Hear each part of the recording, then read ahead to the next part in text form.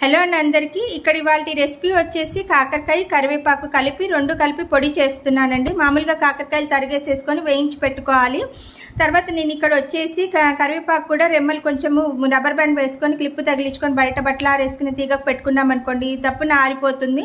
ఇంకా కరివేపాకు కూడా వేయించి పెట్టేసేసుకున్నాను. ఈ రెండు వేయించి పక్కన పెట్టుకున్నాక మనకు ఇంకో మిక్సీ గిన్నె తీసేసుకొని దానిలో వచ్చేసి గుప్పెడు వేయించిన నువ్వులు, ఉప్పు, కారం, జీలకర్ర, పసుపు ఇవన్నీ వేసేసుకోవాలి. వెల్లుల్లి కూడా ఒక 7-8 వేసుకొని మంచిగా మెత్తగా మిక్సీ వేసేసుకోవాలి. ఇంకో మిక్సీలో వచ్చేసి మనం ఏదైతే వేయించి పెట్టుకున్నామో కరివేపాకు, కాకరకాయ అవి రెండు కూడా వేసుకోవాలి. ఈ రెండు కూడా ఏవైతే మనం మిక్సీ వేసుకున్నామో రెండు చేతితోటి చక్కగా స్మాష్ చేయాలి. అది కొంచెం మెత్తగా స్మాష్ చేసామనుకోండి చాలా బాగుంటుంది పొడి. పిల్లలు కూడా ఇష్టంగా తింటారు కరివేపాకు పొడి అనుకోండి. డయాబెటిక్స్ పేషెంట్స్కి అయితే మొదటి ముద్దలాగా రోజు తిన్నారంటే చాలా బాగుంటుంది. So please like, share.